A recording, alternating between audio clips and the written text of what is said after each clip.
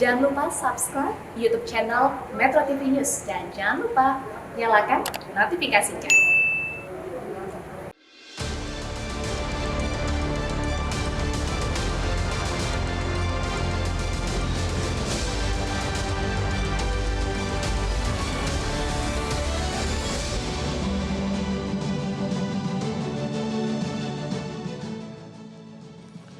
Selamat malam para pemirsa, ketemu lagi di Hot Room dengan saya, Hotman Paris. Kasus kematian Brigadir J sudah berjalan 3 minggu. Namun sampai hari ini belum ada ditetapkan sebagai tersangka. Oknum polisi yang mengaku melakukan penembakan juga belum jadi tersangka. Ibu PC maupun Bapak Irjen belum juga dimintain keterangan. Sebagai perbandingan, dalam kasus pembunuhan kopi sianida Jessica, sama sekali tidak ditemukan saksi fakta. Bahkan Jessica sampai akhir persidangan, bahkan sampai tingkat PK, tidak mengaku melakukan pembunuhan. Akan tetapi dia divonis 20 tahun penjara, walaupun buktinya sangat samar-samar. Dalam kasus kematian Brigadir J, sudah ada yang mengaku yang melakukan penembakan. Akan tetapi kenapa belum ada tersangka sampai hari ini? Inilah Hot Room, babak baru mengungkap pelaku. 3 kali. Sudah 3 kali Bapak Presiden meminta agar kasus adu tembak antar polisi di rumah dinas Kadif Propam Polri ini diusut tuntas. Pasalnya, dalam kasus ini mengakibatkan kematian seorang brigadir yang penuh tanda tanya. Seperti ditemukannya beberapa luka yang tidak lazim, CCTV yang dikabarkan rusak, baju dinas saat penembakan yang menghilang,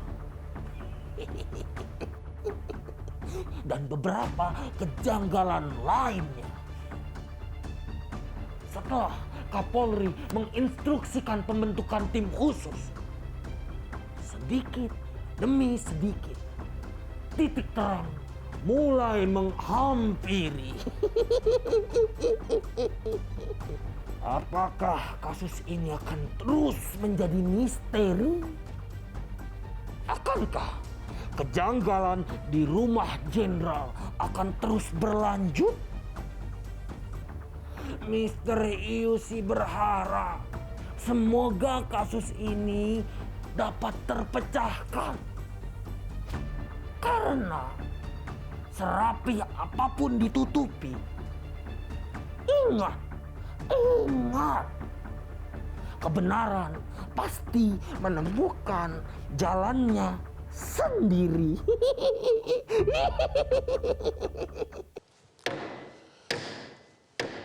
Babak baru dalam kasus ini karena 2 paramedik yang dikirim oleh keluarga korban menyaksikan autopsi kedua memberikan kesaksian dalam akte notaris bahwa yang ditemukan dalam tubuh korban bukan hanya korban penembakan, tapi ada tanda-tanda luka-luka lainnya. Inilah yang akan kita bahas dengan para narasumber yang hadir malam ini. Yang pertama, Bapak Johnson Panjaitan, kuasa hukum keluarga Brigadir Joshua. Selamat malam, Lai. Selamat malam, Lai Horas, Bah. Horas. Yang kedua, Bapak Ahmad Taupan Damani, Ketua Komnas HAM RI. Malam, Pak. Selamat malam, Pak Hotman. Yang sebelah kiri saya, teman dan musuh saya, Bapak Patra Mjen, kuasa hukum Ibu PC, istri Irjen Verdi Sambo. Selamat malam, Malam, Bang. Bos. Assalamualaikum. Waalaikumsalam. Yang berikutnya Bapak Beni J. Mamoto, Ketua Harian Kompolnas. Selamat malam, Bapak. Selamat malam. Sudah kita undang pihak kepolisian dan tim khusus, namun berhalangan hadir semuanya di acara ini. Oke, sebelum kita membahas, saya sukses jadi pengacara membahas kasus, selalu didahului dengan minum kopi.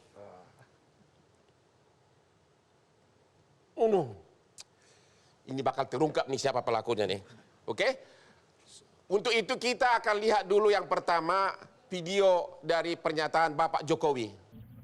Ya, proses hukum harus dilakukan. Usut tuntas, buka apa adanya, jangan ada yang ditutup-tutupi, transparan. Udah. Makasih Bapak. Penting untuk agar masyarakat tidak ada keraguan-raguan terhadap peristiwa yang ada.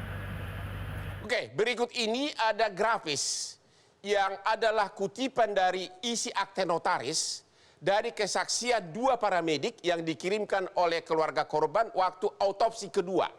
Mari kita lihat apa kesaksian mereka yang dituangkan dalam akte notaris. Walaupun hasil autopsi resmi belum keluar. Nah, ini dia nih. Luka tembakan tembus ke hidung, luka tembakan tembus ke bibir, luka tembakan dari dada tembus ke bagian belakang, 4 lubang di dada yang diduga bekas tembakan. Terdapat luka terbuka di bagian bahu yang dagingnya hampir terkelupas. Lengan bagian bawah yang patah namun belum diketahui apa penyebabnya. Ada 6 retakan di tengkorak. Terdapat sobekan di bawah mata. Beberapa organ seperti pankreas, kantong kemih tidak ditemukan. Ditemukan patahan-patahan di sekitar kuku jari kelingking, patahan-patahan di sekitar jari kelingking dan jari manis. Inilah kesaksian 2 paramedik yang menghadiri autopsi kedua yang dikirim oleh keluarga korban. Maka pertanyaan saya pertama kepada Bapak Patrajen, kalau ternyata nanti hasil autopsinya tidak jauh berbeda dengan ini, apakah Anda masih berpendapat bahwa ini murni penembakan atau pembunuhan? Yang pertama saya hadir di sini mewakili selaku kuasa hukum dari Ibu PC, istri Irjen Verdi Sambo. Ya.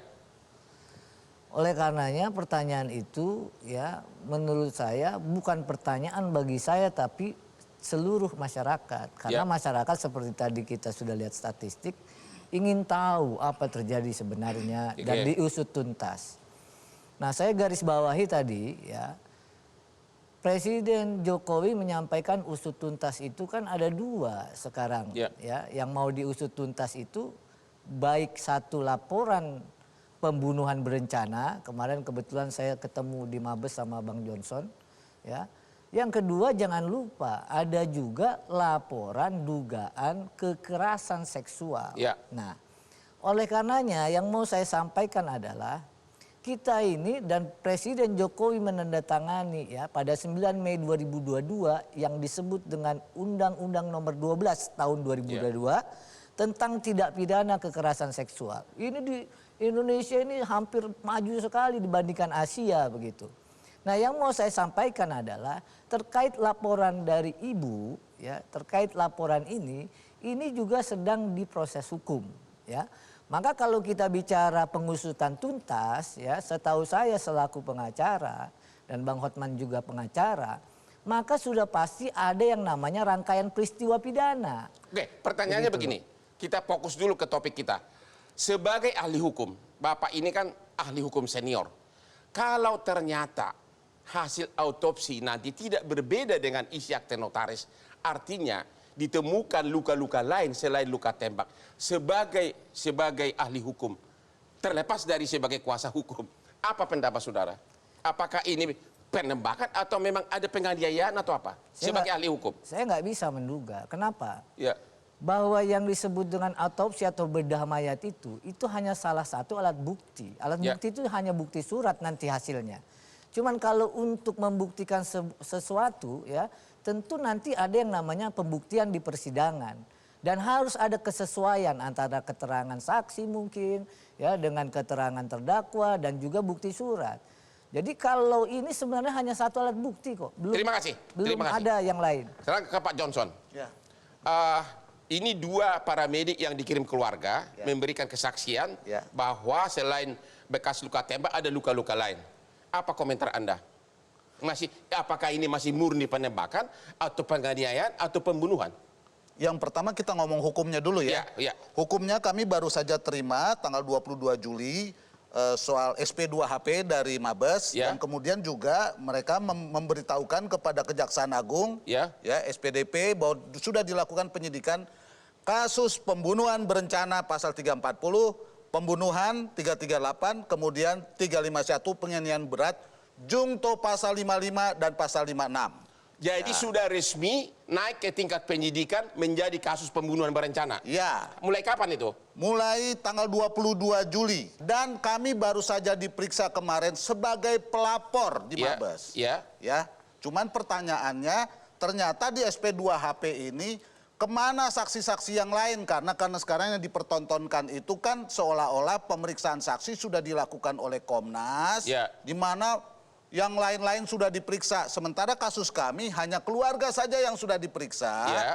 Selain itu juga kami menanyakan, karena tidak ada di SP2HP, HP korban kemana, berserta dengan nomornya 4, baju korban, celana dalamnya dan lain sebagainya itu kemana, mereka tidak bisa jawab. Pertanyaannya ini bagaimana Jadi penyidikan yang kayak begini? ada dua kasus. Satu kasus pembunuhan berencana sudah resmi tingkat penyidikan. Ya, Kalau kasus kekerasan seksual gimana? kekerasan seksual saya tidak tahu, itu ada 3 sebenarnya. Ya. Walaupun secara hukum ada 4 ya. Ya. Yang pertama adalah pelecehan seksual ya. Ya. Satu lagi ancaman pembunuhan. Ya. Baru ada Komnas HAM, di mana keduanya ini kan kompetensinya berbeda-beda. Ya. Sementara kami ini penyidikan, makanya sudah juga melibatkan pemberitahuan ke Kejaksaan Agung. Jadi Jadi prosedurnya sudah jelas. resmi laporan pembunuhan berencana sudah naik ke tingkat penyidikan. Ya. Walaupun junto. Junto. Oke, kita istirahat dulu, kembali lagi sesudah yang berikut ini.